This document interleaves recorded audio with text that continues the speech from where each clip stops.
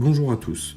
Aujourd'hui, nous allons aborder le thème 2 d'histoire de l'année qui s'intitule « Du monde bipolaire au monde multipolaire », ainsi que la question obligatoire qui lui est liée, le monde de 1945 à nos jours.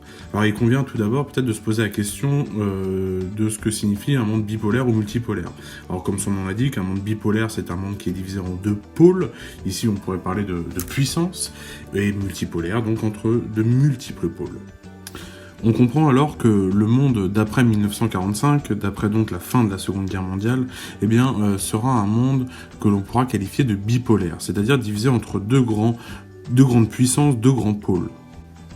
En effet, en février 1945, lors de la conférence de Yalta, qui se situe en Crimée, donc en URSS, les grands vainqueurs de la Seconde Guerre mondiale, que sont Churchill pour la Grande-Bretagne, Staline pour l'URSS et Roosevelt pour les États-Unis, décident du sort de l'Allemagne et de l'après-guerre.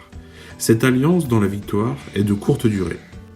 Les deux grands vainqueurs de la Seconde Guerre mondiale et leurs alliés entrent rapidement dans une opposition idéologique très marquée et dans un conflit latent appelé guerre froide qui marque la seconde moitié du XXe siècle.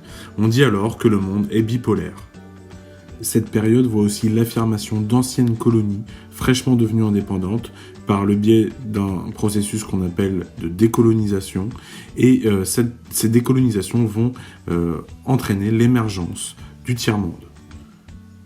En parallèle, au niveau du continent européen, se construit une idée d'une ère économique et politique unie qui devient, à partir de 1992, l'Union européenne. À la fin du XXe siècle, la bipolarité du monde implose avec l'éclatement de l'URSS et le monde devient alors multipolaire du fait de la montée de nouvelles puissances que l'on peut qualifier d'émergentes. Les conflits changent alors de nature.